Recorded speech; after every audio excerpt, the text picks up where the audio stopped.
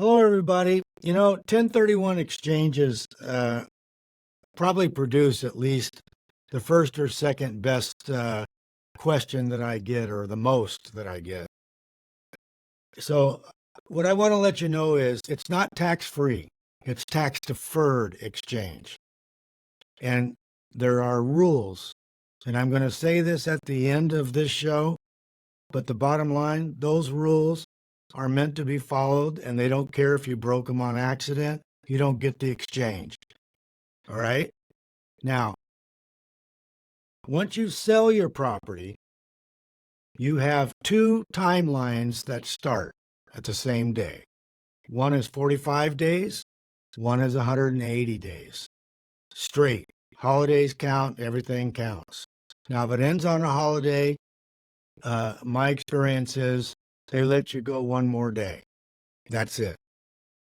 Now, the 45 days is for you to identify the property or properties that you're exchanging into. No exceptions. Now, it's got to be like for like. You're not exchanging improved property, which is just about every property that's got something built on it, for raw land. Otherwise, you're good. It used to be when you exchanged apartments for office space that was disallowed, but that's been allowable now for a long time. So don't worry about that. The 180 days, you've got that, like I said, until it closes. And if it doesn't close on the 180th day, you're out of luck. End of sentence. Now, do not attempt these on your own. No exceptions. The people that are going to help you at escrow are called the accommodators. They specialize in tax-deferred exchanges. It is not the same as an escrow, period. Okay? Don't make that mistake. So what happens is you will be protected by your broker who understands exchanges inside and out. And if you don't have one of those, don't attempt it until you find one, even if it's just to help you. Okay? I'll be happy to do that, even if I'm not part of the exchange, because I don't want you to screw up and regret it for the rest of your life, all right? Now, there's a huge exception to the 180-day rule, and that is April 15th, or whatever day they're calling that year, when your taxes for federal income taxes are due. The rule says if that happens during your 180 days, your tax-deferred exchange should be completed. And if it's not completed, you don't have one.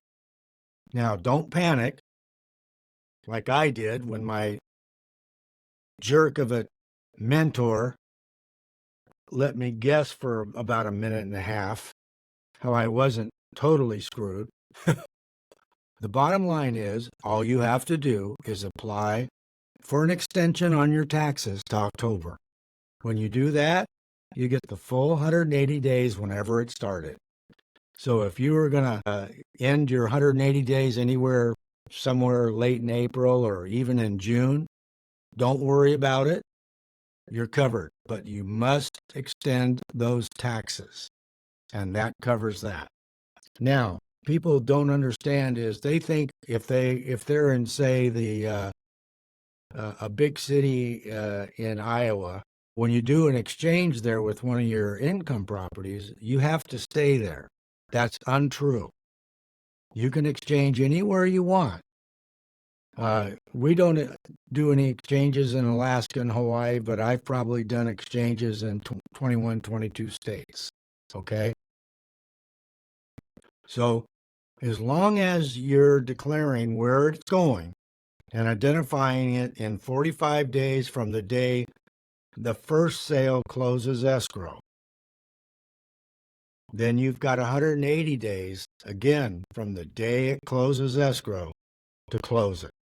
and you're safe. Don't worry about it, okay? Now, the power to a tax-deferred exchange comes with knowledge. You either know what you're talking about or you do not. What I'm really advising against is faking it. If you fake it and you're wrong, you're going to close a tax-deferred exchange that will not be a tax-deferred exchange, and you will owe taxes on the property you own that you sold. There's no way around it. There are no exceptions. You lose, the government wins. End of sentence. All right? Now, what you do is very important as it relates to basis. Basis is what gets changed when you exchange. Every time you exchange, your basis gets smaller, sometimes a little bit, sometimes not so much, sometimes right in the middle, usually in the middle.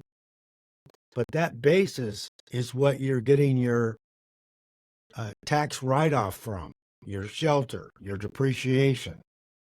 And so what people do is they worship at the altar of the tax-deferred exchange, and they do tax-deferred exchanges until their basis is about $1.398, and they're at the highest income they're ever going to be. And if they sell, they're going to get just totally nailed to the wall with taxes. If they do a tax-deferred exchange, the only new basis they're going to get is going to be added by the computations of the tax-deferred exchange. We won't get into on that because that's really getting into the shadows.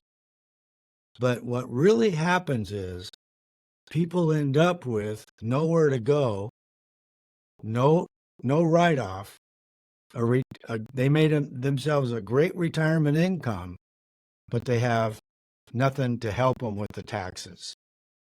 And the only people who are going to come out smelling like roses on that are their kids, because their kids are going to inherit the property at the worth of that property the day their parents died, the last parent. Okay?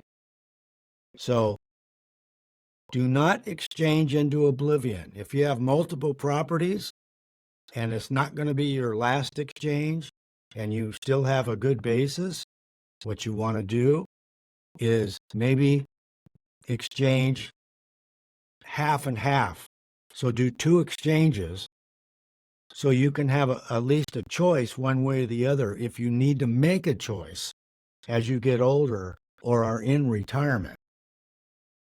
Now, what the bottom line I want to really have you remember today is what I started with.